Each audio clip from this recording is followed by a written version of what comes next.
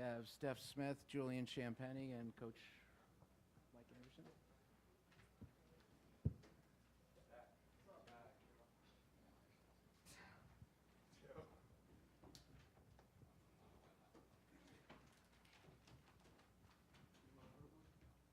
All right, what's that? You score more points than I did.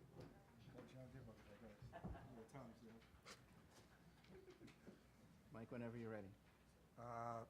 First, really proud about the effort of our guys coming out. Some of the things they did tonight, even after coming off of a slow start. In the first game, you never know how your guys are going to come out in the tournament and play.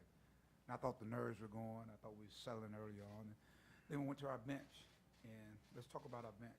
They were very productive tonight. I thought Isaiah, Steph, anybody, Dylan, anybody we brought off the bench, I thought they brought a certain swag, energy, and attack mode. And I thought that really got us going. I mean, you play a game, you play this many guys, and you end the game with 2 turnovers. I'm looking at the turnover points, 24-0. That told me we played really efficient basketball. But I'll go back to my statement previewing this game. I said, we got to play defense. We got to guard the yard, and I thought we did that this game here. Good team win. First of tournament, and the only way you survive and advance in this tournament, you got to win. So just proud of our guys, and they got to enjoy for a couple hours and get ready for next opponent, which is an outstanding Villanova team. Questions, raise your hand, please. Zach? Julian, did this, Coach kind of talked about this is a new season. Did this feel like a new team tonight? I mean, I think we've had, a glimpse over the course of the season where we've had games like this. So I wouldn't say it feels like a new team. I think we're kind of just sticking to our identity and getting back to, what Coach always preaches to us in practice and kind of just staying the course and trusting each other. Right here in front. Mike, what'd you say during the timeout? 12-2, and you looked like a completely different team after that. We got to play defense. We got to guard the yard, guys. They're getting layups. We're not contesting at the rim, and I just thought we was playing soft. And then I thought our intensity picked up. And that's what, as a team, you got to find somebody to help ignite that. And I thought those guys coming off, Dylan, Steph, if you look at the guys that were out there, I think it was Dylan and Steph and I think Isaiah, anyway. And all of a sudden, the energy level, Montez was one of those guys out there. And then, of course, I think everybody else just started following suit.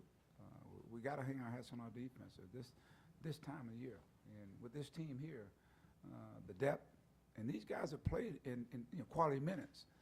And so you call upon them. You call upon that experience that they got. And so I just want to put it together at the right time. So it's one game, but it allows us to move on to the next round. Roger? Question for Steph. Julian had this amazing first half. What is it like to watch when he's got all those different parts of his game going? What's that like? I mean, it's unbelievable to watch, and we got to make sure, as his teammate, to get him the ball. And I think we did a really good job of doing that. And we understand that he's going to have those nights, and sometimes he might not have those nights because teams are going to, focus on their defense on him. So we just got to step up and make sure we make plays as well. Here on the left. Julian, so the last time you guys played DePaul, you had 4 turnovers in that game, and tonight you didn't have any at all. How did you learn from those mistakes and to translate it into tonight's win? I mean, Coach always, preaches about, taking care of the basketball. That's kind of what we key ourselves on, taking care of the basketball and getting in transition. So it wasn't really a thought process, kind of, just take care of the basketball. Like, we want to win games, and that's the way to win games, so that's really what we have to do. So that was kind of the thought process today. Zach? Julian, when it was 12-2, what's kind of going through your mind? I mean, I was a little frustrated. Obviously, probably all frustrated. But we came to the timeout, so we have to play defense. Let's get the ball moving. Let's get in transition. But the offensive end of the court, it really wasn't our focus. Like, we preached all week, defense. So that was kind of the theme coming out of that timeout, and we started playing defense.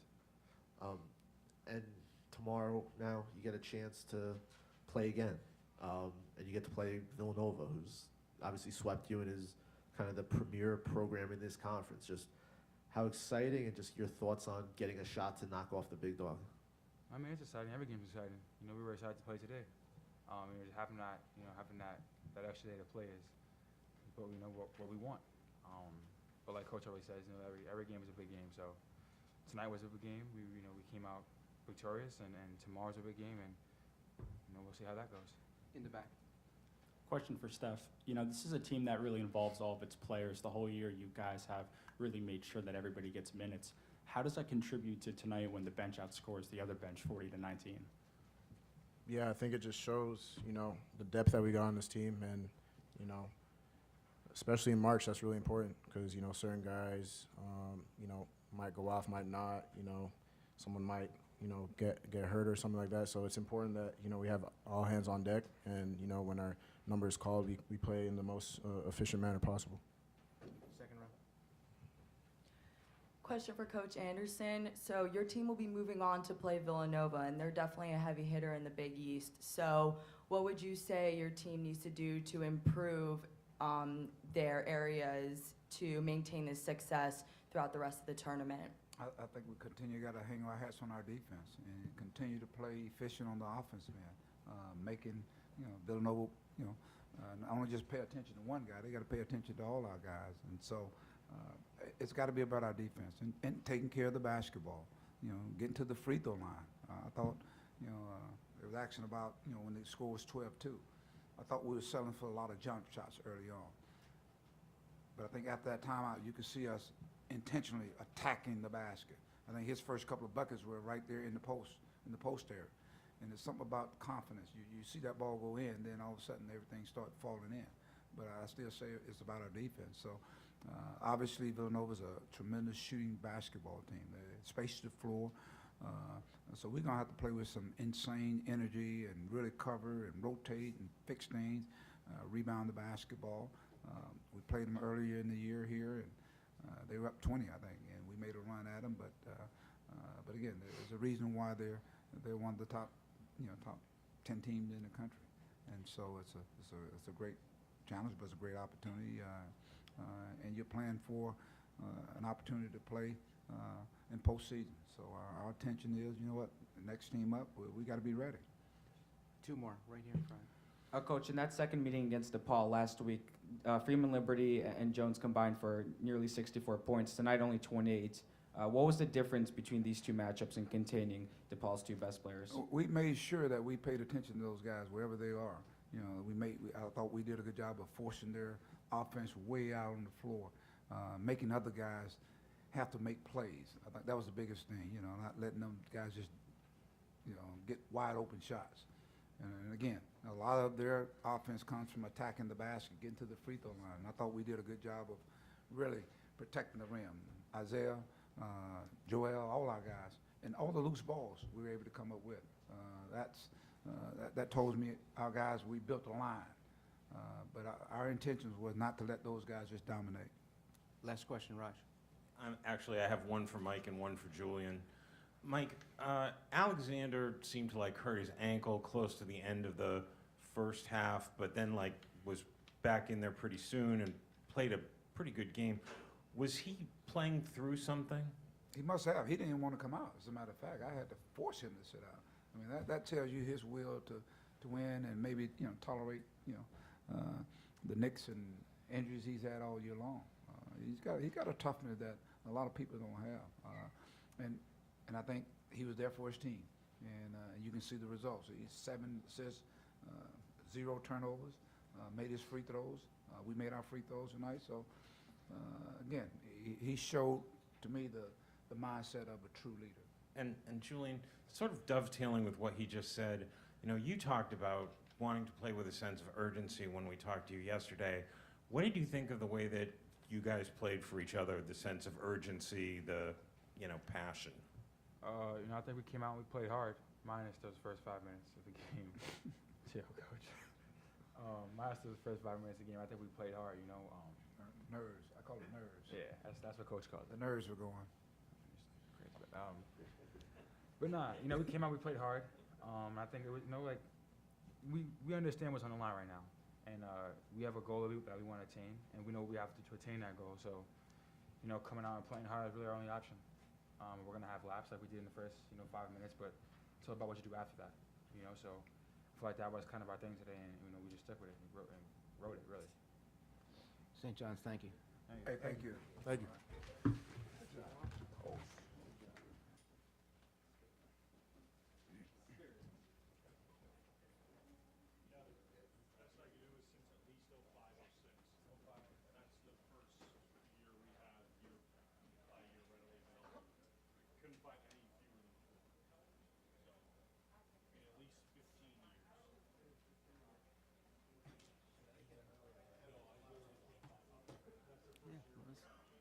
Yeah, you're right.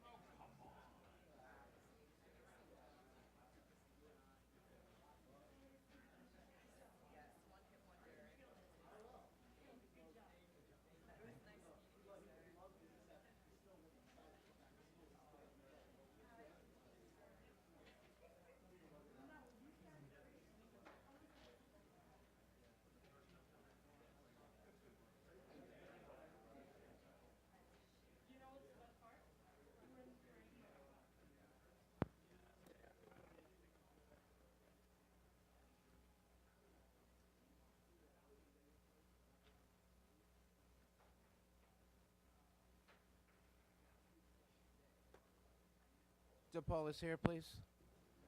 Coach Stubblefield and Javon Freeman Liberty. Could we have quiet, please? Could we have quiet, please? Thank you. Coach, whenever you're ready. First of all, let me just say, I'm proud of our guys in the fight that our team had in this year. We had a lot of adversity with our team, a lot of injuries, a lot of ups and downs. And I thought these guys really fought hard, night in and night out, the whole season. Obviously, I wish it could have ended on a different note tonight, but I'm really proud of our guys, the way they competed, what we're trying to build here at DePaul, what we will build here at DePaul, and the direction this program is headed. We got a lot of work that's got to be done, but we definitely will get there. But this man to my right, Javon Freeman Liberty, had a great year, played injured for the last 10, 12 games of the year, but still competed night in and night out, and just all the things that he brought to the table for us throughout the course of the year, even with besides the scoring, but just his leadership, his playmaking. Just couldn't be prouder of a young man and them guys in that locker room. So again, ran to a very good St. John's team tonight that played very well, and a team that's capable of winning some games in this tournament. Questions, please. Dan, right in front. Hang on for the microphone. Obviously, you got off to that 12-2 start. What happened after that timeout when they came out after the 12-2 run, and how you kept up their intensity? I think they turned it up a notch. I got to really look at that film and study it to see kind of where it got away from us a little bit. But, I think they turned it up. They got some transition baskets. They got a couple baskets off of turnovers, and it changed the game.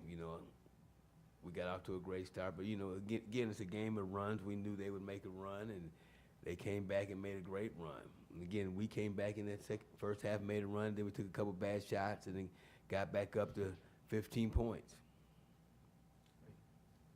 Coach, 10 days ago when St. John's came to Chicago, you scored 99 points against them. Tonight, not as much efficiency on the offensive end. Why do you think you guys weren't able to replicate that performance? They locked in a little bit more defensively. They changed up some of their defensive coverages with doubling. So they changed some things. Their press was a little bit more effective tonight than it was against us in Chicago. So, again, you got to take my hat off to St. John's and Mike and, some of the adjustments that they made. Coach, St. John's only had 2 turnovers today to your guys' 14. what was that about where you guys weren't able to create as many turnovers against them and they were able to get out in transition more often? You know, I just don't think our defensive intensity was where it needed to be. You know, we weren't getting enough deflections. We weren't being disruptive enough. They were in too much of a flow offensively in transition, kind of getting what they wanted, and we weren't disruptive enough. Javon, you guys have played really well these last couple of weeks. How frustrating is it that you guys weren't able to replicate that tonight against a team you beat just 10 days ago? I wouldn't say it's frustrating at all. You know, things happen. Sometimes it don't go your way. You can't pound your team with this. We just got to keep fighting, keep going. Javon, this is a two-part question. Can you just reflect on the season? And the second part is, do you know what you're going to do after the season? You're going to weigh your options to go pro? You know, it's been ups and downs this season. We hit adversity pretty hard, you know, with the injury coming that I had, that I missed a lot of games in. But, you know, sometimes you have to fight through stuff, and I understand that, and I just took on the challenge. Second answer, like you said, I'm going to weigh my options. I have a lot of options, but I'm not just going to throw out anything. Coach, St. John's had, I believe, 49 points off the bench today. You guys only had 19. Do you feel like the lack of depth finally caught up to you guys today and not having as many offensive scoring options? No, you know, we don't have any excuses. We haven't made any excuses throughout the course of the year, and that's not going to be something that I'm going to complain about tonight. We just didn't get the job done. We beat them with the same 8 in Chicago 10 days ago, 12 days ago, whatever it was. So, again, you know, we just weren't on top of our game tonight. They played a really good game, and we didn't get it done. But, you know, the 8 guys we have tonight have played very well for us throughout the course of the year, and just didn't get it done tonight. Javon, so I don't know if you knew this, but your 3-game winning streak prior to the regular season finale, that's the first time DePaul's done that since 2014-15. Being a Chicago kid, you know, how special was it? I know that tonight didn't really end the way that you wanted to, but, you know, how special was it to be a Chicago kid, play for a DePaul team that, you know, did something that hasn't been done in, you know, nearly a decade? Like you said, I didn't know. But just being from Chicago, growing up, put on this jersey, that's a dream come true. It's bittersweet, as I should say. Playing in front of your family and friends every night in Winchester Arena, you really can't beat it, and I love it. DePaul, thank you. Let me say this last thing about Javon and the two-part question you have. You know, I really want Javon to explore his options. You know, I do think in my heart that Javon is an NBA player. Obviously, I'm not the one doing the picking, but I want him to explore those options and to test the waters and to see where he's at. And if he gets the feedback that he and his family are looking for, I'm going to always advise the young man to do what's best for he and his family. And obviously, if he decides to come back for DePaul another year, the door is open.